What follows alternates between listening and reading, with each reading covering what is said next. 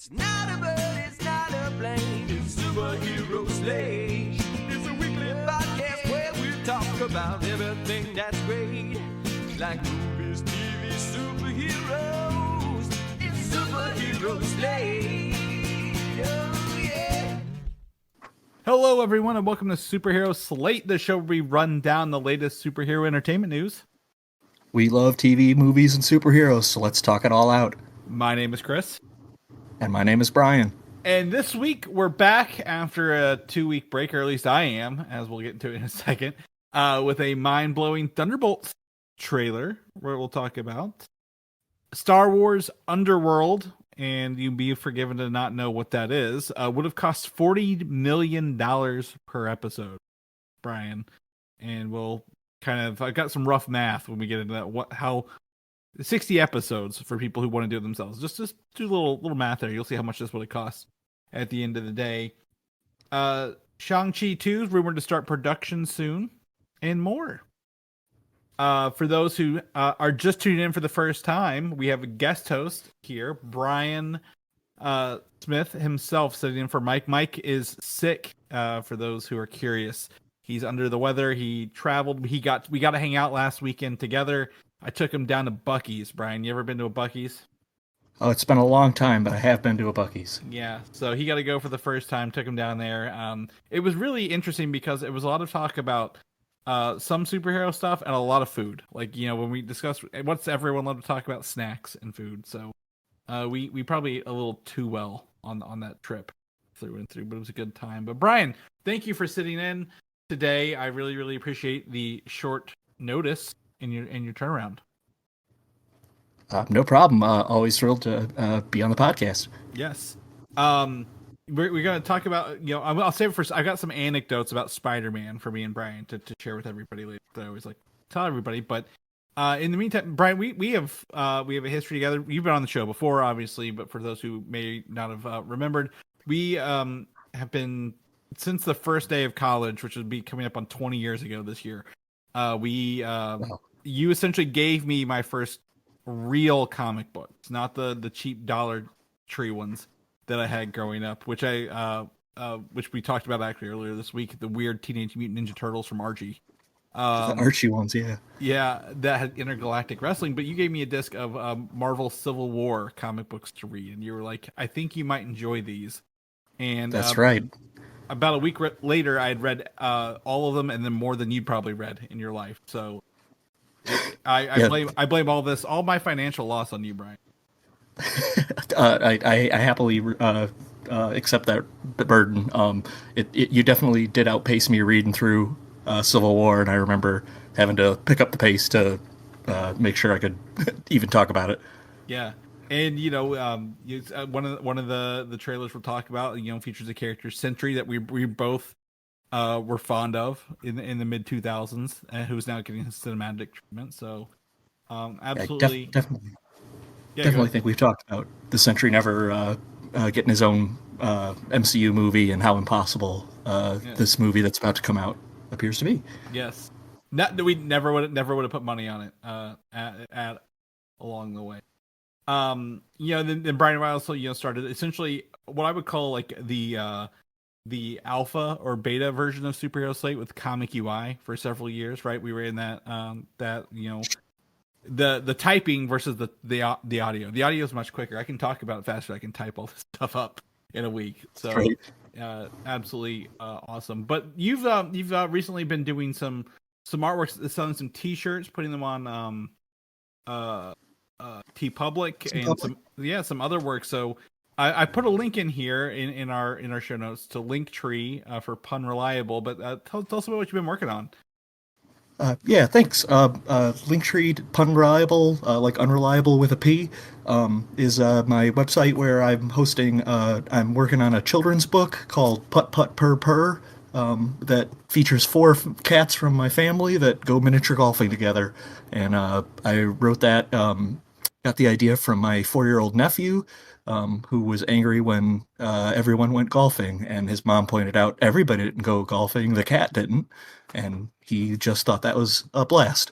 So working on that, hoping to have that released in the first half of this year. But it also has a link on there to my t-shirt site on TeePublic and some other links to some other art-related projects that I'm working on as well. Awesome. Yeah, absolutely. Like I've been on the journey with Brian for most of the artwork for the shirts, the cat stuff. As a cat father myself, Brian. I understand that. I appreciate it. So it's fun. It's been a fun journey watching Brian do this. So absolutely, if you guys get a chance to check out the link, and then whenever you get the book available, Brian will make sure to let people find a place to support you. Well, thank you so much. I appreciate that. Absolutely. Thank you for showing up today again. I do appreciate that. So let's jump in to some news. So first and foremost, we've got some Fantastic Four news. Fantastic Four definitely, I would say, realistically, one of the most hyped movies I have for Brian, simply because it's a unique period. It's a unique style. It's visually different. It's something that the Marvel hasn't really had success with, or I guess Fox and the company that owns Fantastic Four previously did not have any success with since 1994, and a lot of people are like, is it even relevant? But they seem to be breaking the mold and doing something fun and cool. And what I have in the show notes for everyone to check out and look at is a link to the Fantastic Four First Steps concept art, where they mentioned that it was inspired by Disneyland's Tomorrowland.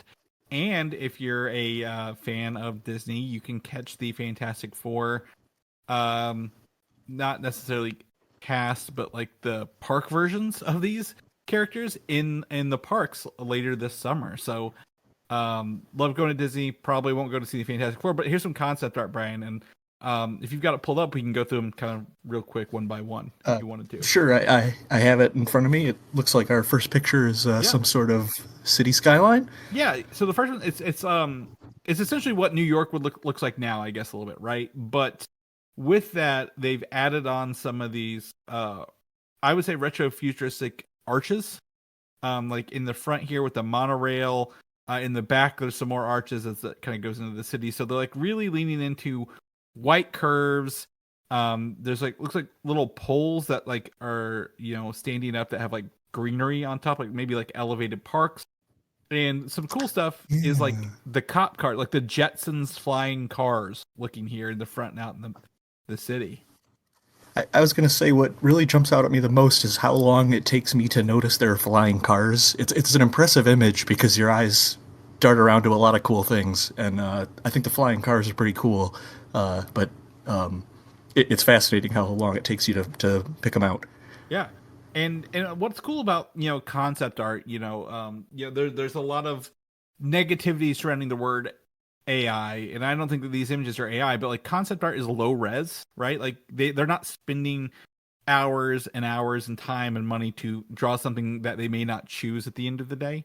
So you can kind of see what looks to be like a crushed New York City, and this is not AI generated. I just want to put that out. Like a lot of people are like, oh, it's kind of like AI generated, but like this is cool to see some of this concept art, what they were visualizing New York would look like in the movie. Yeah, that's interesting. Having not had AI exist very long for with this image generation being a newer thing, I had not really thought about the idea that people could sort of see concept art as AI generated. But to me, this is vastly different. Yeah, and you kind of, and we see that a little more if you go into the second one.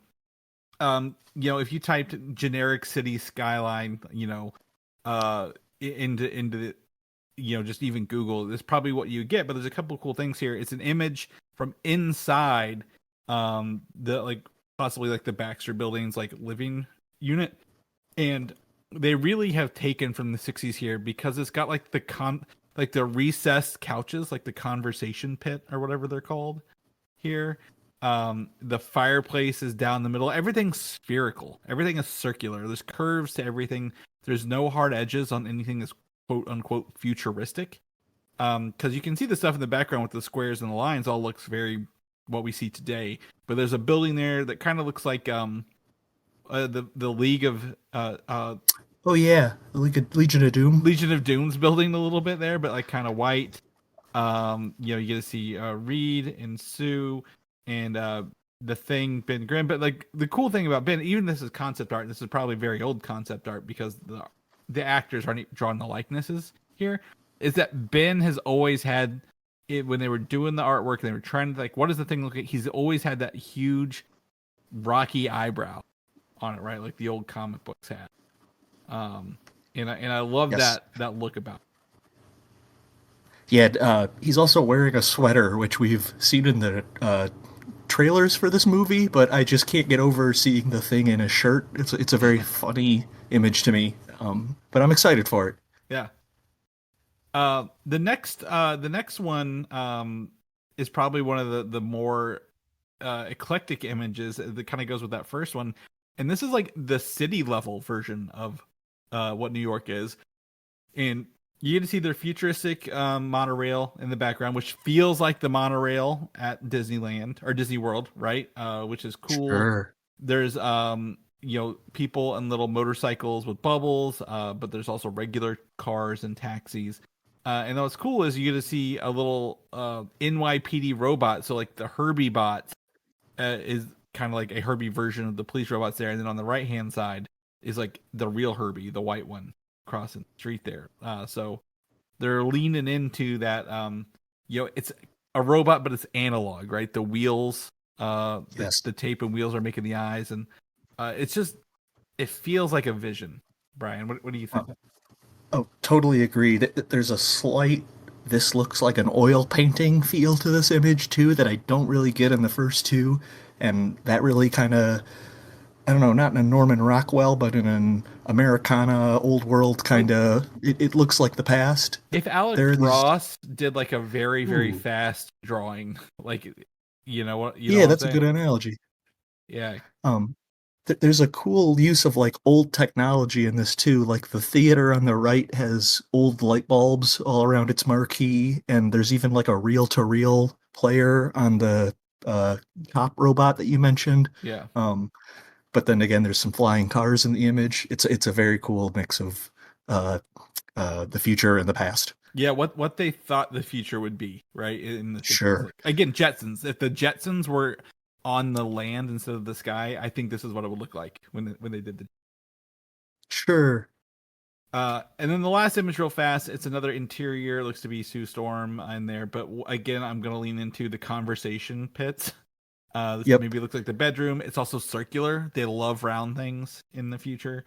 You can kind of see the shower there, the vanity, the closets, the bed, and then the conversation pit, which is just crazy. And the colors, the orange colors. If I was to think back to my grandparents' house growing up, Brian, and the stuff they carried over from the 50s and 60s, it would be this bright orange. Yeah, this orange wood I think doesn't exist anymore. It was completely used up in houses in the suburbs in the '60s. Yeah, and it matches the orange fabric on the couch as well, which those cushions are probably the most uncomfortable cushions known to me. They are the only corners that I see are on that. The only hard edges look like they're on those cushions. Yeah, exactly. But yeah, I mean this concept art's fun. Again, it's tying into the upcoming, the parks, the release. This is the end of July. It'll be San Diego Comic-Con.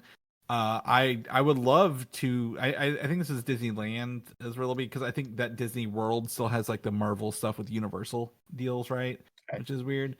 But I would love to see. Some really cool Avengers campus stuff kind of come out of this retro futuristic along the way. And maybe even the MCU proper. If the Fantastic Four come over and they merge into the MCU proper, as is rumored post Secret Wars, they could bring some of those design choices. Because the Fantastic Four are always like, we're helping the world, right? We're doing the foundation to make the world a better place. And I think that'd be cool to incorporate that in there. Yeah, that I could definitely see how that like they were the least the Fantastic Four seemed to be the least interested in the superhero game once they got their powers in the Marvel world. They yeah, like Chris said, they were people who like to help other people and make the world better, and I feel like they could definitely have like a tour guide or park guide kind of vibe to ushering the MCU into Disneyland. Yeah, and obviously with the fact that Tomorrowland is still like a part of Disney World, right, with like the people mover and all the other things they have. They could easily adjust that, give it a fresh coat of paint, if you will. Yeah, the Fantastic Four was kind of Marvel's original hit back in the '60s, and the movies have kind of floundered since then. And I feel I have a good feeling going into this one, seeing some of this concept art and the casting photos, and yeah. Yeah, they say they're Marvel's first family, Ryan, but that's my segue into the next topic, which is Thunderbolts, which is probably their first dysfunctional family in the MCU. There you go. Along the way, so we got a new trailer for this earlier this week, or maybe even last week, and this is a trailer that shows us the weird places that this movie is going to go, bro. What I really love about it is a couple things before we get into details. Number one, it's a trailer called Absolute Cinema. And what it is telling, what it does that I don't think any other Marvel trailer has done, at least not in a while, is literally say, here's the stars, here's the writers, here's the cinematographer, here's the production designer, here's the editor and the composers. Like they're literally like the team that build this is a first class team, right? And there's not a lot of dialogue or even like character development in the trailer. It's just a very energetic kind of electronic sound, like song that kind of gives me John Wick vibes a little bit, if I'm going to be honest.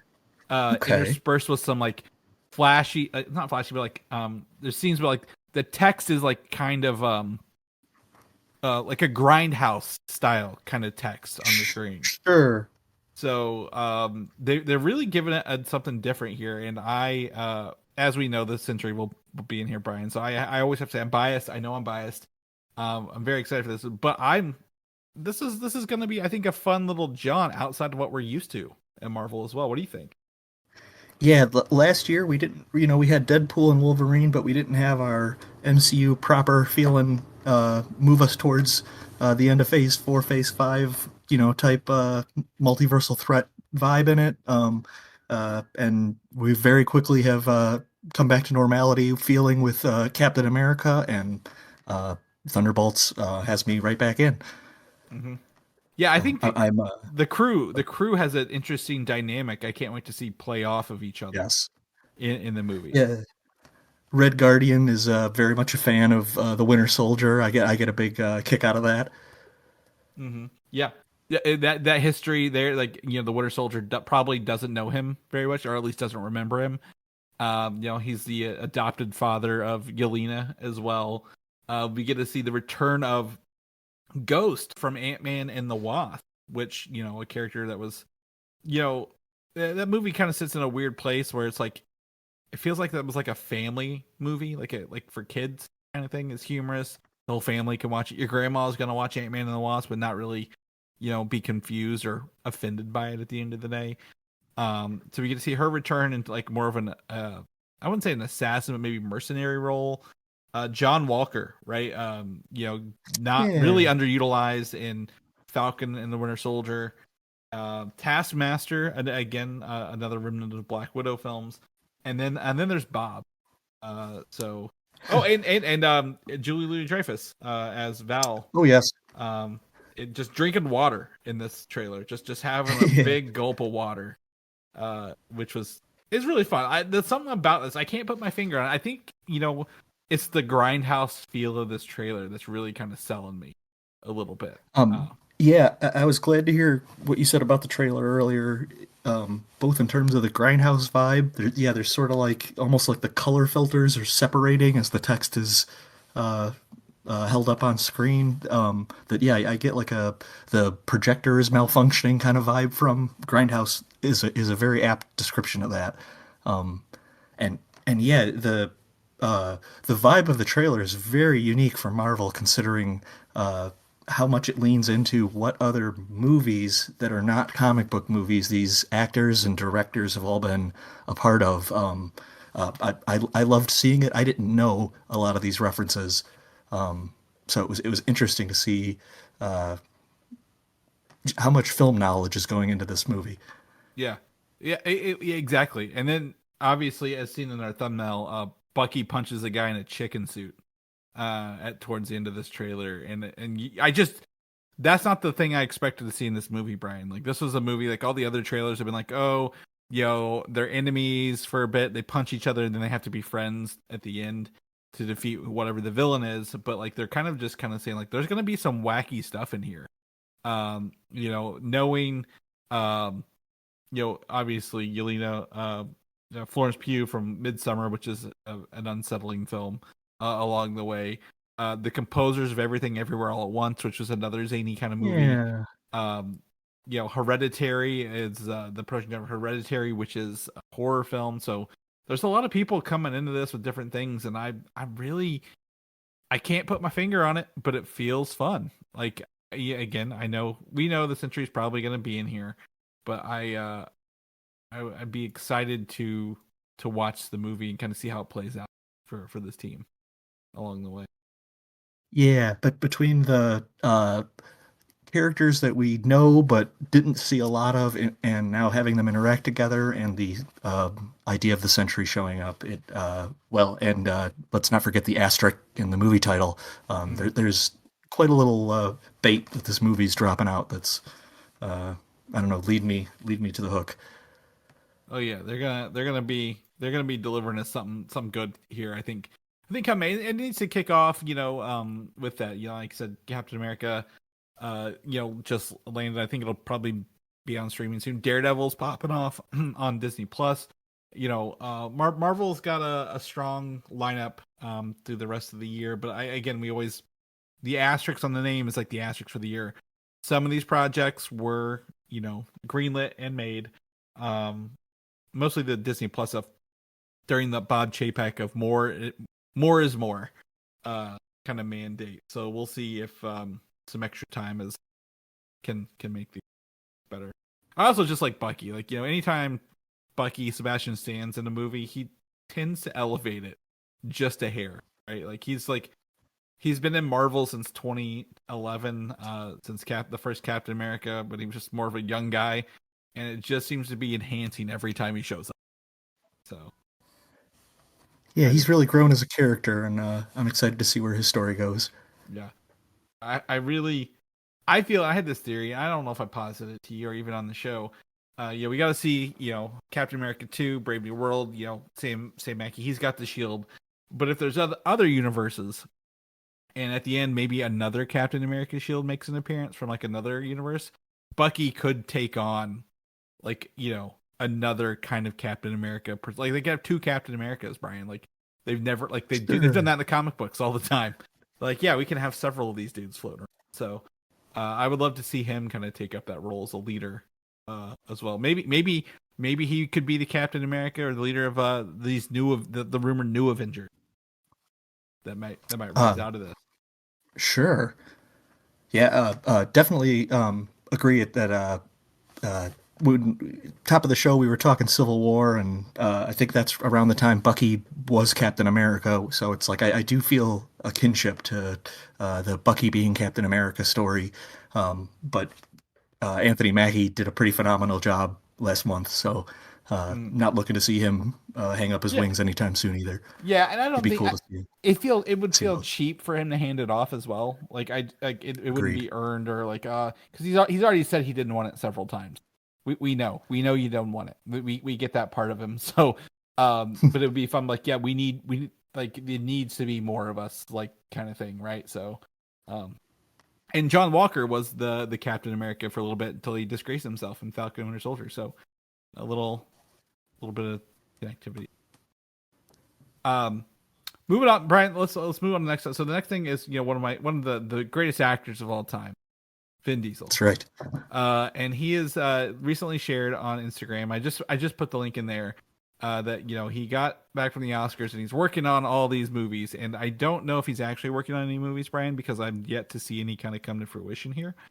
But he specifically calls out Disney wants their Planet X, which some say is Marvel's most anticipated movie. Haha, the film where Groot returns to his home planet. The fact that you have to tell me that that's where Groot comes from tells me that's not your most anticipated movie. Like, you know what I'm saying? Yep. So there's a very interesting thing for Vin Diesel to call that out. I would say tinfoil hat on here, Mike. He's positing himself to see if people react to this. Like, hey, if I mention Planet X and Groot, maybe they'll give me a solo project or Guardians 4 where I can do more with my character. But like nobody's really excited for it except him because he wants people to react to it. What do you think? I think that's a pretty good theory. As I was looking through the show notes at the topics, the Planet X bullet point was where I thought we were done talking Marvel, and I did have to read the bullet point to realize that, oh no, that's the place where Groot came from. So, as much as I've loved Groot and Vin Diesel's performance as Groot, Planet X was not a name that jumped out at me. Mm-hmm. Well, I would also say, he's been doing the I Am Groot little animated spin-offs. So like maybe they give him like a 20-minute little animated thing for Planet X. Like maybe make it animated, not like it could be Marvel adjacent, but I don't need a whole movie about his origin story. We just did Rocket's origin story. We did Star-Lord's origin story. We've done Gamora's origin story. All the Guardians have gone through. Groot, yeah, fascinating, but it needs to be a good story first. But just saying everybody wants to see it in the social media post doesn't sell me as much. Yeah, I would agree. So maybe he'll get something small and Disney Plus, Disney XD related. Who knows? We'll see. But we'll keep you guys posted if we hear more about that. But I'll bring you back in to some another Marvel topic, Brian. In November 2026 movie for Marvel is likely to be Shang-Chi 2 or Black Panther 3. And that's based on the rumor or the scoopers a couple weeks ago. And some people say it's most likely to be Black Panther 3 as Destin Daniel Cretton, who's a Shang-Chi director, is actually the director for Spider-Man 4, which is going on right now as well. So I don't think he'd have a July movie and then a November movie next year. Wow, yeah, that does seem unlikely. And that's even if he's returning, there's no guarantee he is. But also there was like that, when Gladiator 2 came out, Denzel was like, yeah, they wrote me a role in Black Panther 3. So I think a script is probably more along the lines of being completed for Black Panther 3 than Shang-Chi 2. When this news dropped, if you will. Sure, yeah, that Denzel connection definitely pushes me towards Black Panther 3 more, and both of these franchises have kind of been quiet since their last film, so I do think there's people that are anticipating both, but yeah, like you mentioned, Cretton doing Spider-Man 4, that does seem more likely that they're talking Black Panther. Yeah. Well, I'm going to throw a curveball at you because here's the newest rumors as of this week is that Marvel has created a production company called Atlas in the UK. And the way it works in movie productions, they create smaller production companies with names that refer to other things, usually in the movie, to make them. They don't say, hey, this is Marvel's Black Panther 3, or hey, this is Marvel Shang-Chi. They make a sub company, and that's how they do all the paperwork, all the fun stuff. Now, does Atlas mean that this is the Greek gods version of Atlas? That's the first thing I thought of, Brian. Thor 4, right? Like it's like a Thor 5 movie where they come off the back of like Zeus being upset at the end of that and doing Atlas. So that was one thing I kind of thought of, but the rumors continue, Mike, that the Atlas Foundation will be part of Shang-Chi 2. And you may know the Agents of Atlas from the comic. Yes, that's where the name Atlas has the most. That's where it rings in my memory is the Agents of Atlas series, and Secret War had a tie-in 2015. Yeah. And Jimmy Woo, who has been a part of, he was Ant-Man and the Wasp, WandaVision. There you go. He's part of the Atlas Foundation in the comic books, because the Atlas Foundation in Marvel Comics are the descendants of Genghis Khan. And they want to, ensure that they take over the world, so they do it through business means. Now, I've added some flavor text here, like maybe for Shang-Chi 2, Genghis Khan would have been warring with Wenwu when he had the 10 rings back in the history of Asia. Okay. So, could the 10 rings have essentially shut down Genghis Khan, and then the agents of Atlas, the Atlas Foundation, has gone into hiding until the death of Wenwu and Shang-Chi 1 would allow the Foundation to take over that power vacuum. Ooh, I like that theory a lot. Yeah. I did not know that Atlas had any connection to Genghis Khan, though that's fascinating. Yeah, so I think Jimmy Woo was like one of the descendants, and he was supposed to like be part of the agents of Atlas who were supposed to try to take over the world, but he essentially took over the Atlas Foundation, like reformed it as more like a hero organization. And as the rumor continues, that in Shang-Chi 2, Iron Fist would be introduced, and probably the Lin Lee version, not the Danny Rand version. Okay. Alongside Amadeus Cho and Luna Snow, both of Asian descent as well. I think Amadeus Cho is like South Korean, or Luna Snow is South Korean. I don't know what Amadeus Cho is, but it seems to be leaning into obviously people from Asia would be descendants of Genghis Khan somehow, and maybe these would be the people part of the agents of Atlas or the Atlas Foundation in this situation. Yeah, wow. That is a lot of characters that I would not be I was not readily expecting to hear in the MCU again. Iron Fist is a very cool character, very cool concept. The public reaction to the Netflix shows was not great when Iron Fist was involved. So it was, however, a mantle, and so I do think this is a great idea for Marvel to softly kick Danny Rand to the curb, but continue the Iron Fist name. And we had a character believed to be related to Amadeus Cho in Age of Ultron. Yeah, his mother. So I would love to see. Okay. Ooh, yeah, I would love to see Amadeus Cho. Yeah, and the other cool thing about that Amadeus Cho reference is that he was rumored to be in a version of Captain America: Brave New World as the person who was helping find out, why Harrison Ford was a Hulk. So very cool. Yes, because for the comic books, for those who don't know, Amadeus Cho was like one of the smartest kids in the world, or smartest people I think in the world. He was a kid, and he got the Hulk power, so he became the totally awesome Hulk. Totally awesome Hulk. That's right. Yeah, and looking up, literally, I just pulled up the Agents of Atlas just to kind of look at the Marvel's fandom site, and I'm like, oh, there's people in here. I know Luna Snow, who is a very recent character, very prominent Marvel Snap, very prominent Marvel Rivals, as like a South Korean video game created character. She's really cool. Iron Fist, Shang-Chi, Silk as well. And then very cool. I see some characters again I would know from Marvel Snap, such as Namora, which okay. That there's also Wave, Swordmaster, who was actually now the new Iron Fist. So he was Swordmaster, now he's Iron Fist, and Arrow, the character Arrow in Marvel Snap, who moves the enemy character last played card over one. I know other card powers, Brian. I just couldn't tell you what they do in the comic books, but it sounds like they've got a plan here. And if they have a production company called Atlas, we got to figure out what it is. Now, is it Atlas? Is it Thor 5? We've had rumors that's working. The Shang-Chi 2 rumors are taken over, so there's a lot of rumors about Shang-Chi 2. And a lot of people wanted to see the character come back since, 2021, 22? Since the solo version, or a solo movie. Sure. Black Panther 3, I think, is also a given, but, is that something, how do we tie Atlas into Black Panther 3? I don't know.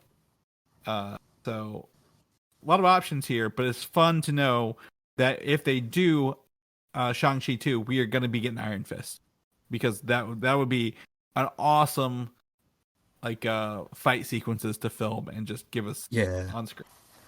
That's a live action battle I'd love to see. Yeah, absolutely. Going into Avengers Doomsday, which we're coming up on almost a year away. It's March, halfway through March, 13 and a half months away. The studio is apparently looking, Marvel Studios, is looking to bring animated characters into the film proper, a la Roger Rabbit and you Oh. know, Mary Poppins, rather than try to translate the animated characters to live action. Now this is in Wow. addition to Miss Minutes. Like I think Miss Minutes was a given, right, because of Loki and the time stream and the multi universal aspect she involves. So I'm thinking like there's those Spider Verse characters that are uniquely animated and drawn.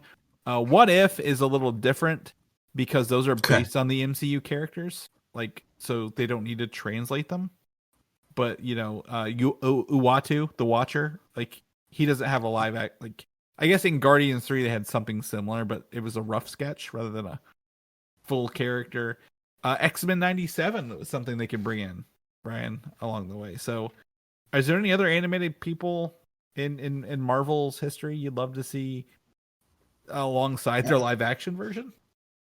Well, recently you and I were talking about the Ultimate Spider-Man cartoon, and some of his friends in that were White Tiger and a version of Nova that rocked a black and gold suit, and I think both of those characters would be very fascinating to see brought into the MCU. Yeah. I had never thought about in this context, though. That is very wild to hear that Marvel would be looking into doing this. You look at even though movies like the Spider-Verse, though, and they had vastly different animation style characters in the same movie and made it work. So Yeah. I'm excited to see him try. Yeah. Spider-Verse even had the live action Donald Glover as the Prowler. That's a good point. So, no strangers to that. I think people would be accepting of it and be, you know, a lot of those, the Leo meme, right, where he's leaning forward and pointing at the screen. You're like, I understand that reference. The only character I want to see in here, Brian, that has not been rumored, but I think would just be absolutely batshit crazy is the original Howard the Duck movie version. Okay. Like, yes, Sure. we have the animated version by Seth Green, but I Right. don't want that one. I want the weird one, the puppet one that about killed people or something. Um, you know, sponsored by George Lucas. So I think that Yep. would be fun. Is there any deep cuts you'd like to see that are animated? I guess No, I will keep thinking about that though. Dolph Lundgren's Punisher, maybe. Maybe you could get That'd be pretty cool. um, Who was Nick Fury back? David Hasselhoff. Nick Dave Fury. Ride the Hasselhoff. Yes, we could bring him in. Even that weird was it Next Men or whatever the X-Men TV pilot was Oh around yeah, that yeah, same yeah. time. So yeah, there's a lot of stuff they Yeah. could really do and have some fun with. You know, Sure. obviously we are getting very close to riding like that Crisis on Infinite Earth thing that the CW did with the Arrowverse and bringing in some of those like we could brought Tom what's his name, Tom Wellington back in from the Superman and all these other, you know, the Superman from the night, Lois and Clark Superman, whatever his name was. Yeah. So I think it'd be fun. If anyone listening has any characters that they want to pull out of the vault, some deep ones, let us know. We would love to hear that. Spider-Man 4. So I teased earlier I had some Spider-Man anecdotes to share. Number one, Brian and I saw Spider-Man 3 together with the Black Suit Spider. We did. And we went and we were both kind of came out of there just a little exasperated, if you will. At the end of the day, we were like, "What is happening? This is not the Spider-Man we signed up." Yeah, we had walked, I had walked in and out of the first two Spider-Man movies and walked out of them thinking they were some of the greatest movies I'd ever seen in my high school aged brain. And by the time Spider-Man 3 came out, it was college, and I got the vibe that it wasn't me that had really grown out of these movies so much as the movie having some issues. But yeah, well, you're just old and jaded at that point, Brian. We get it. You saw the world was thinking. But for those who may or may not know, tomorrow is my birthday. And in 2010, I went to a Dave & Buster's in Indianapolis, Indiana for my birthday. Because if you know anything about me, Brian, you know I love arcade games. I do. And at the time, my current wife was there with me. We were not dating. She was just a friend. But we won a life-size black suit Spider-Man. I remember this thing. Yes, it's literally sitting beside me in my basement still 15 years later. So it's just so funny. Like, we get to Spider-Man news. I get you, Brian. I've got my black suit Spider-Man. You're still with me after all this time. It's like the one thing I've carried it for like almost as long as like some of like my Game Boys. Like it's like one of those things. It's like it's gonna ride with me forever until then. When I moved to Louisville, Kentucky, it was in the front seat with me the whole time. Great for the carpool lane. Great, yeah, exactly. They didn't question him. They didn't pull him. It's like Spider-Man. He needs that ride. But anyways, now we're getting to a proper Spider-Man 4, which is not the sequel to the one we saw in 2008. This is actually this is like what 6 Spider-Man movies, live action Spider-Man movies later. So we've doubled down, and the confirmation this week is that actress Sadie Sink from Stranger Things is cast in the upcoming movie, but we don't know who. And if I showed you a picture of her, Brian, which you know who this actress is. You don't have to even look it up. Who do you think she's gonna play in Spider-Man's life, Brian? Well, I would all the money in the world I would bet on it being Mary Jane simply for the fact that she has red hair. But I know that's not the most complicated argument. Yeah. Well, when Emma Stone was cast as Gwen Stacy, she kind of had red hair as well, right? Like reddish hair that went to blonde. True. Now, again, the hardest thing about this finding an image for the show is finding an image of Sadie Sink where she wasn't like a teenager in Stranger Things, because like the cast is like, when you think about it, you're like, oh, she's young, like, but like no, the show's been on so long they've aged up 10 years.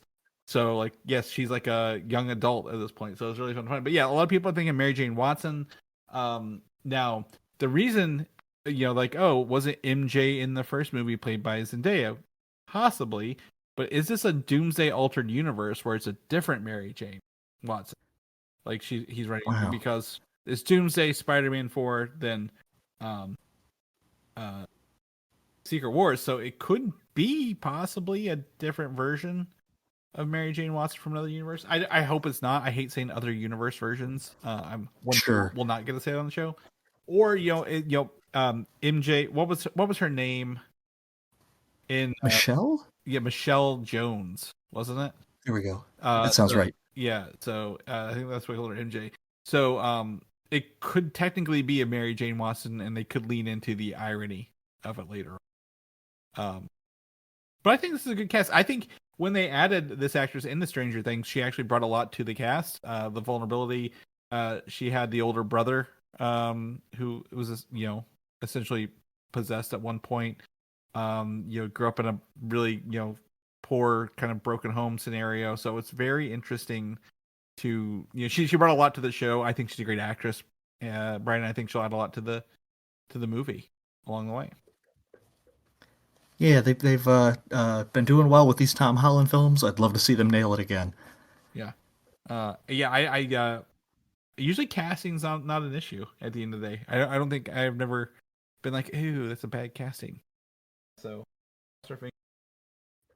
Last of Us is coming out next month. We're a month away from The Last of Us, and the new season 2 trailer has been released. And have you watched the first season of the show, Brian? I actually didn't ask you before I threw this in here. I didn't have a chance to watch this season 2 trailer, but I did watch the first season of The Last of Us whenever it came out. Yeah. A lot of the teasers have like kind of given like, hey, there's that snow town they end up at the end of it. Little vibes, but it seems like there's going to be some more like greenery and some other vibes along the way.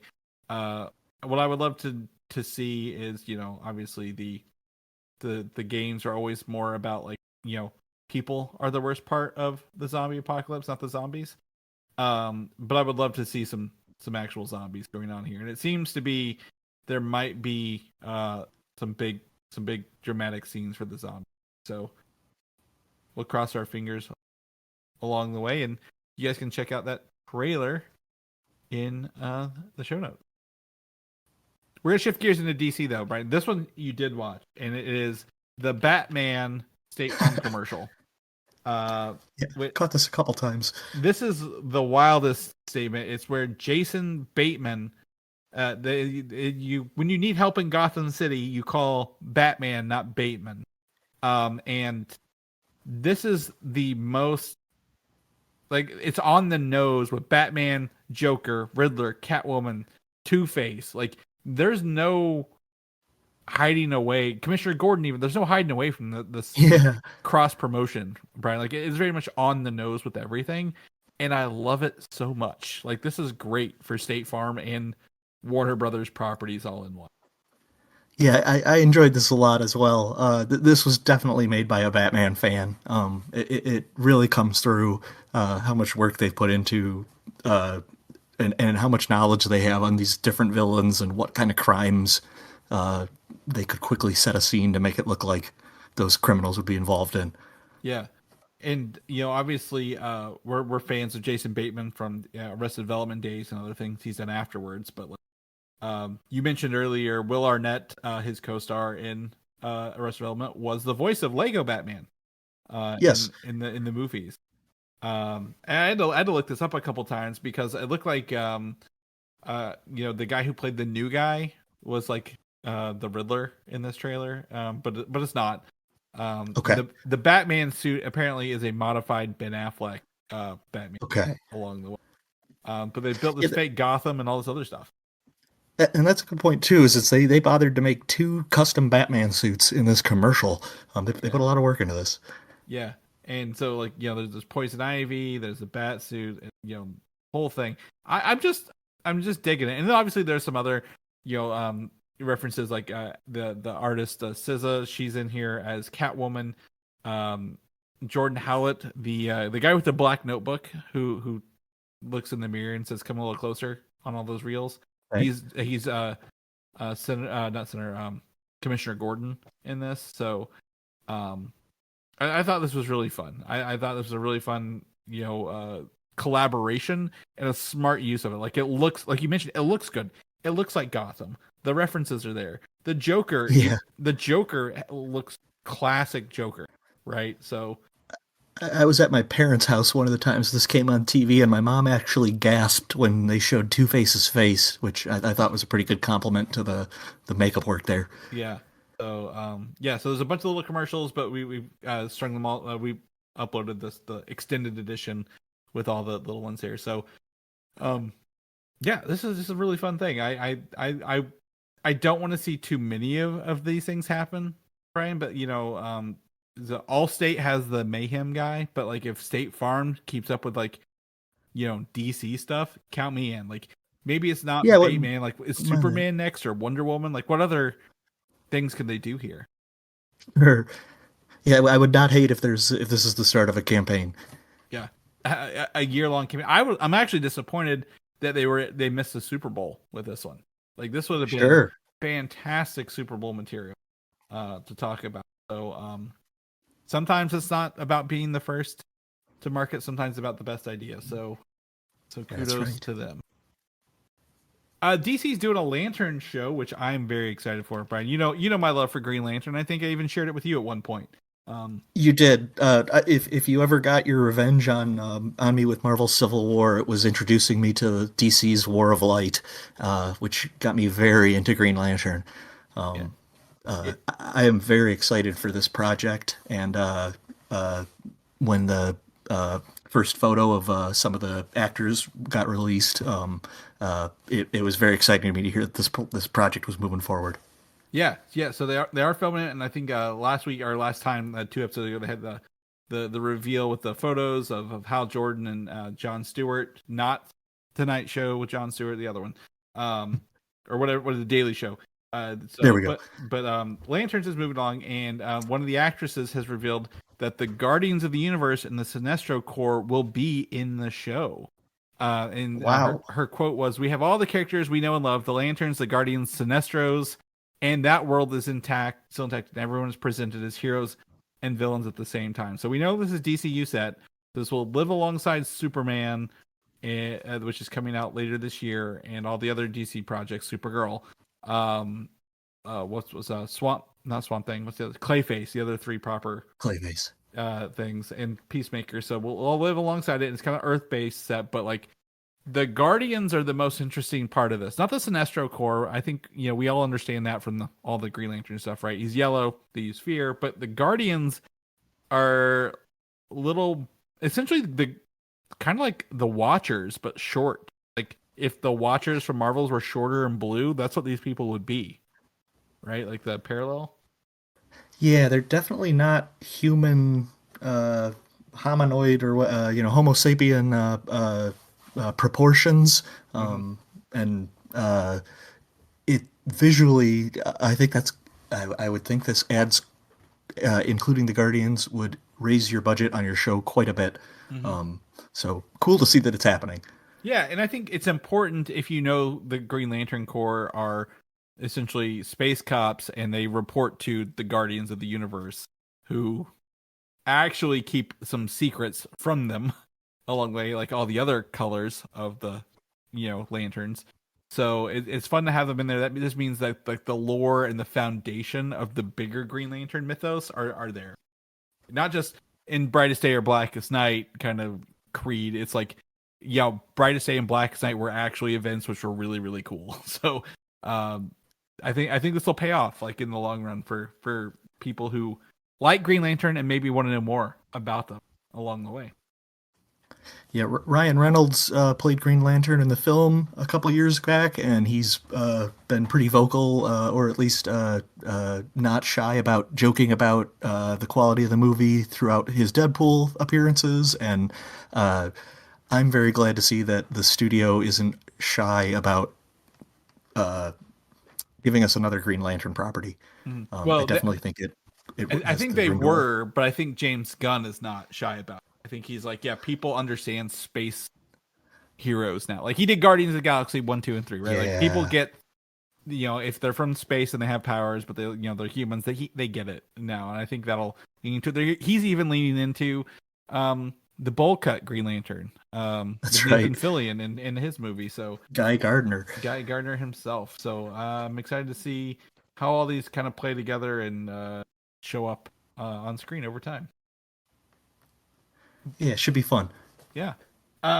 Speaking of fun DCU stuff, this is an interesting rumor that Peter Safran is possibly the lead to take over the Warner Brothers movie division from I don't know if the people are currently stepping down, retiring, whatever, but he would move away from DCU and do Warner Brothers movies as the producer or maybe president, and James Gunn would be the sole DCU lead. So Wow. Peter Safran's just a name to me. I couldn't pick him out of a lineup, but I know he does a lot of stuff on the back end of movies and has done a lot of stuff on the back end of movies. So I mean, this sounds like a dream come true for James Gunn, though.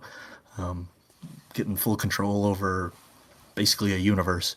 yeah, and I think it if he's proved himself this long, I think it might, if Superman fails, or at least doesn't, maybe it won't fail. Maybe if it like lands in the middle, it doesn't make quite enough money to make records and lands, kind of just lukewarm or even warm instead of hot on reception. Peter Safran, I think, is still a safe bet to maintain anything at Warner Brothers he wants because he's a producer, right? Like James Gunn has been the vocal face and voice and everything for Superman. So I think even if it, the DCU is like, oh, we're going to nix it after 3 movies. James Gunn, you're out. We got somebody else in. Peter Safran will probably still maintain his role because that's how corporate entities work somehow. Okay.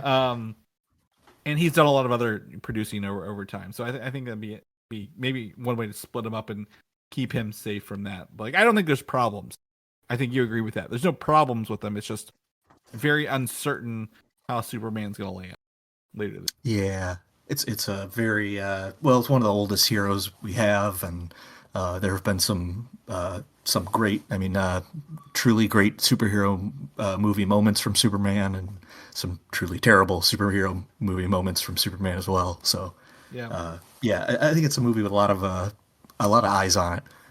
But I love everything I've seen so far. What's our favorite phrase? Either die a hero or live long enough to yourself become the villain. So that's right. It's one of those situations. Also given to us by Batman and Warner Brothers. Shout out DCU. And also we didn't cover this on the reports from James Gunn and Peter Safran a couple weeks ago, but just reiterating that the current plans for the DCU is to release 2 live action films and 1 animated film per year in cinemas. And the same as for Max, where they do 2 live action series and 1 animated series per year on Max. Wow. This year we have Superman, and then Peacemaker. Okay. And I don't know what the animated series will be, but next year is Supergirl and Clayface. And then I don't know what and probably Creature Commando season 2, but I don't know what the live action, or maybe Lanterns will be one of the series. So we're missing 1 live action series next year. It doesn't sound, it sounds like a lot, but when you put it on paper, maybe it's not as much as we think it is. At the end of the day, but it is a very slow burn to build a universe that's already existing. Yeah, and correct me if I'm wrong, but the animated movies are part of that Tomorrowverse at this point. No, the ones he would be Okay. doing are anything. They still have the it's not Tomorrow. What is that called? What DC's multiverse? We both know what we're talking about. DCEU? No, it's Oh, Otherworlds. Otherworlds. There it is, Otherworlds. No, I think these are all supposed to be tied in together. Or at least they're trying to make as much as they can. Kind of like how Creature Commandos is tied to Superman. I'm a little behind on my Tomorrowverse knowledge, but I was a huge fan of the DC animated universe prior to that, and it's very exciting for me to see that Warner Brothers is committing to animated films moving forward because, yeah, they've had a lot of good ones. Yeah, absolutely. I mean, I will say Teen Titans, go to the movies. Absolutely fantastic. You really had to drag me kicking and screaming to watch that, and I'm so glad I did. Yeah, it's a hard sell on paper, but when you watch it, you're like, okay, I get it. Same thing with Lego Batman, right? Oh, phenomenal movie. So there's some smaller stuff, and we know they have the Robins half CGI, half puppet / live action movie coming out that we've talked about. But if they do animated movies, I don't know what they're going to be. But like I said, I hope they maintain the adaptations of comic books to animated films. Yeah, that's been great. They just did Watchmen 1 and 2, Crisis on Infinite Earths 1 through 3. I think there's still a lot of streaming / VOD potential for those movies that aren't in this plan along the way. Yeah, So I'd agree. That don't need to connect, that they can tell the other world stories. Like Gotham by Gaslight, I think might have been great. Yeah, it that was might a have great been movie. one. Yeah. But there's other stuff they could tell. Like I would love I'm gonna say it again, the War of Light, the Green Lanterns War of Light animated would be a fantastic 3-piece animated. And it's something they can only do in animation too. So yeah. we'll knock on wood for moving into Star Wars here, a couple more topics before I let you free, Brian, and I appreciate you bearing with me here. But Star Wars Underworld, I don't know if you remember this project that George Lucas was working on well before he sold Star Wars to Disney. It was a live action series set on the multiple levels of Coruscant underneath the main world. I do remember this premise and when this was being talked about and how it kind of felt weird when it kind of quietly disappeared. Yeah. So it's exciting to hear about it again. Yeah, I would say a lot of it would probably be built off that one scene in Attack of the Clones where Obi-Wan can end up in like that bar, like somehow underneath like the levels of Coruscant, and they kind of built a little bit of it out in the Clone Wars season 6 or 7 where Ahsoka was at the beginning of the show. And I think there might even be like a canceled or like the pilot or like a rough pilot that was filmed somewhere online. But Rick McCallum, who is a known producer, assistant on making George Lucas bring his stuff to life, has talked about this canceled show. And each episode, according to him, was going to cost around $40 million based on the technology at the time. Wow. So each episode was about an hour long, bigger than the movies, and that's the cheapest he said he could get per episodes. And You have to understand, George Lucas was somebody who, I don't think he announced things that he didn't intend to bring to life. And he had 60 episodes planned, and I'm pretty sure all 60 scripts were completed for the show as well. Like, it wasn't like, oh, we have an idea. Like, there are 60 scripts for this show sitting around somewhere in a vault, waiting to be hopefully leaked to the public point. That makes me itch just hearing it. I want to read all of those scripts. $40 million is a fascinatingly high number. That also makes me want to read these scripts. But I'd love to see this move forward. That's a $2.4 billion, if my math is right. Wow.